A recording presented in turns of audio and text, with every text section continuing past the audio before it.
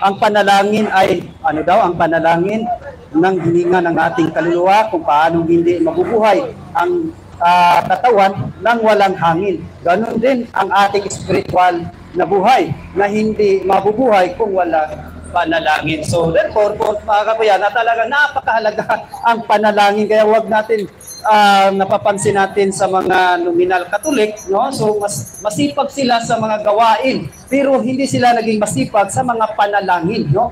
So natandaan ko natin ang panalangin ay talaga napaka-importante, no? So ulitin ko, no, ang hininga ng ating kaluluwa kung paano hindi nabubuhay daw ang katawan nang walang hangin, ganoon din ang ating spiritual na buhay na hindi mabubuhay kung walang panalangin. So, napakaganda ang ating topic natin today na about ito sa panalangin. No? So, narito ang mga kung bakit mahalaga, narito ang mga dahilan. No? So, una, dahil ang panalangin ay makipag-ugnayan sa Diyos. No?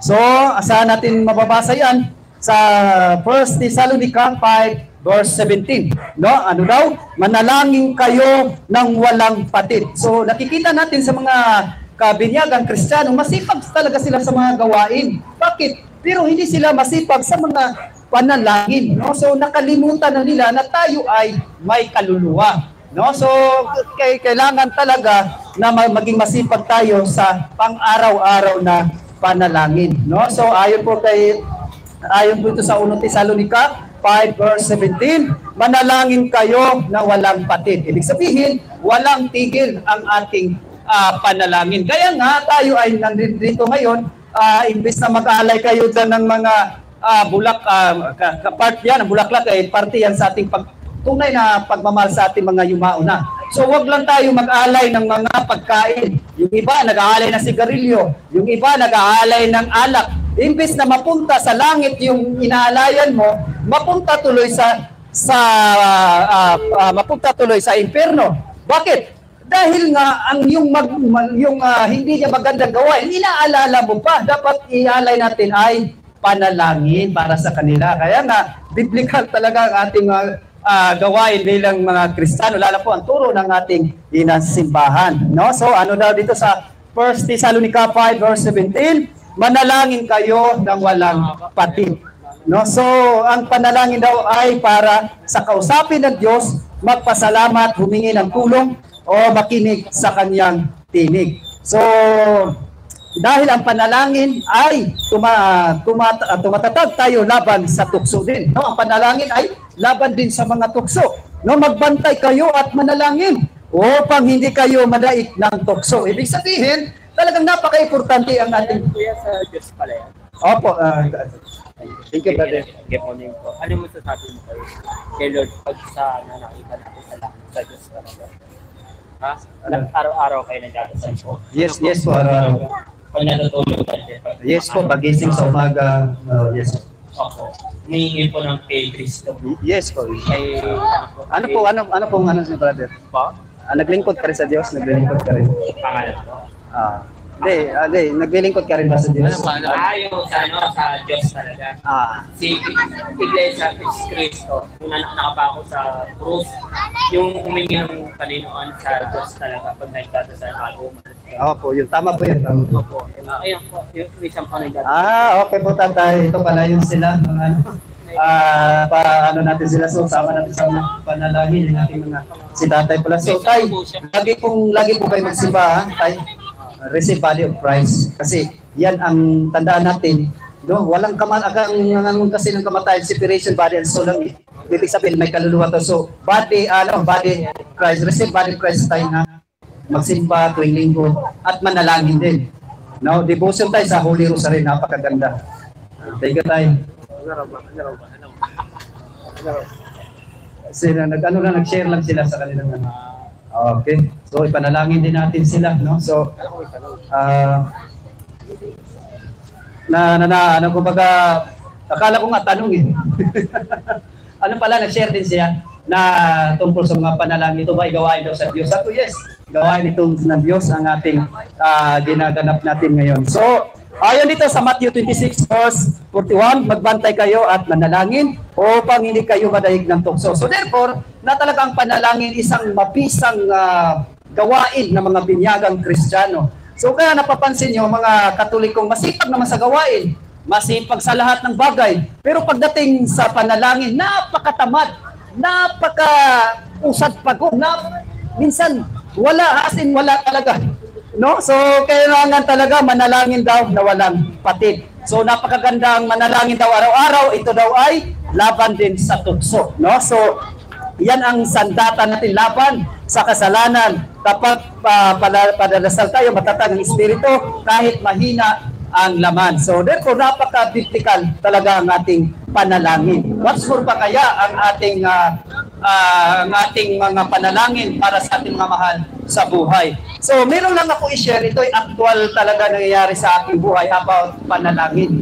No? So, one time, habang naglalakad ako, no, talagang pag-uwi ko sa bahay, hindi na ako makapag-rosaryo. Parang may tukso talaga, may tukso. Hindi na ako makapagdasal ng rosaryo sa pagdating ko sa bahay. Ang ginawa ko, habang naglalakad ako sa kalye, nag-pray po ako ng banal na rosaryo. Para pagdating ko sa bahay, ay nakapag-pray na ako ng banal na rosaryo. So kasi kung hindi ko mag-pray ng rosaryo sa daan habang naglalakad, pag uwi ko sa bahay, hindi na talaga ako makapagdasal. Bakit? Dahil ang tablo, ikaw pain, ito gawin mo to, maglaba ka, magsaing ka, hanggang sa makalimutan mo na magdasal. So, one time, ito lang, itong week lang ito, na-share ko lang sa inyo, napaka-inspired ako ngayon, napaka-blessed ako. Blessed tayo lahat, no? So, ang nangyari sa ating buhay, ito lang week na ito, no? So, sabi ko sa Diyos, Lord, paragi naman ako nagdadasal. Paano naman yung mga anak ko? Paano naman yung mga... Kasi nga, malayo ako sa pamilya, ako lang mag-isa dito. Nasa probinsya yung mga anak ko, 3 pang babae, asawa ko nasa ibang bansa. Napatanong ako kay Lord, paano sila? Ako lang ba ang ano? So, sa bawat prayer ko ng banal na rosaryo, bawat intensyon, no, kasama talaga ang aking mga anak. Ito na-surprise ako kahapon, isang araw lang. Tumawag yung panganay ko sa akin, nangumusta. No? Nangumusta. Siyempre bilang ama, hanapin mo talaga sila kung kumpleto sila sa bahay. Ito na. So, nung tinanong ko kasi gabi na nga, tinanong ko yung panganay ko, nasaan na yung mga kapatid mo? Kumpleto ba kayo kasi padilim-dilim na? Wala nang dapat mga anak nasa loob na ng bahay. One time, sinabi ng bunso ko, Papa, wala dito si ate. Ngayon, nag-react ako, bakit wala gabi na? Puro kayo babae. Mahirap pag ang mga anak nasa labas pa, gabing-gabi na. Ngayon, na-surprise talaga ako. Ito na yung mga tanong ko sa Diyos. Kahapon talaga. Grabe, mamis kayo. Sabi ng anak ko, Papa, si ate, nagbahay-bahay. Sabi ko, nagalit ako. Bakit nagbahay-bahay? Gabi na, nasa labas pa. Anong sabi na? Na-surprise ako. Papa, hindi po. Si ate ay member ng Children of Mary. Grabe sa galak. Isipin mo, Children of Mary, na talagang hindi ka ba magagalak bilang ama na yung anak ay sumunod sa ating mga yapak, no? So, napatanong ako, ano? Talagang nandun yung saya ko about sa ating mga panalangin, no? Talaga nandun, talagang naglulusari daw sila, nagbaybahay, no? So, ito pa, dahil dyan ay sa aking mga panalangin, sa intention sa bawat Holy Rosary. So, napakahalaga ang ating panalangin. Kahit malayo pala ang sabi sa akin ng Diyos sa time na yun, parang sinabi sa akin, huwag ka na kasing mag-alala. Gawin mo lang yung anong dapat mong gawin para sa akin. Ako na ang bahala sa iyong mahal sa buhay. So, therefore talaga, ang intention o panalangin, napakahiwaga. So, talagang na-actual ko naranasan talaga about sa mga panalangin, lalo na po sa banal na rosaryo. So, that time, may nagtanong sa akin, paano mo ba i-secure yung anak mo? Sabi sa akin, paano ba nga natin i-secure yung mga anak natin? Dahil ikaw ay police, secure na anak mo? Dahil ba ikaw ay sundalo, secured na ang iyong mga anak? Dahil ba sa ikaw ay teacher, secured na ba yung anak? Anong sabi sa akin? Sabi sa nagtanong sa akin, napakalalim yung tanong mo. Pero sinabi ko sa kanya, dahil ako ay makasalanan, hindi talaga sapat yung maging secure. Nandito ako para alalayan yung mahal ko sa buhay. Pero hindi ko masabi na secure sila. No? So anong pinakatama para maging secure ang ating mga anak? Ano daw? Turuan natin ng banal na rosaryo. Dahil ang mahal na birhen ay siya ang mag-secure sa bawat isa sa atin. Napakaganda na talagang ang panalangin talaga ay napakahalaga sa bawat Kristiyano. So yan ang po at maraming salamat. Magandang tanghali po sa ating lahat. So susunod ko na sa next speaker natin.